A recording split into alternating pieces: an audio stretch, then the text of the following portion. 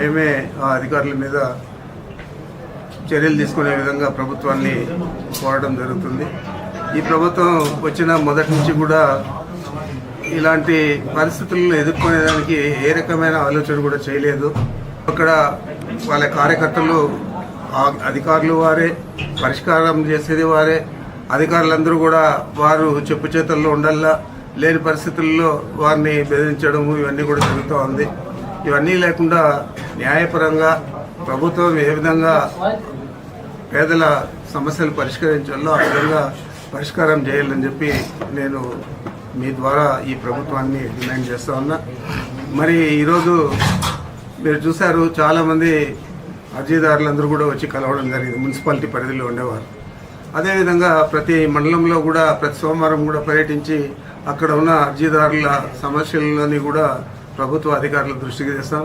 తప్పకుండా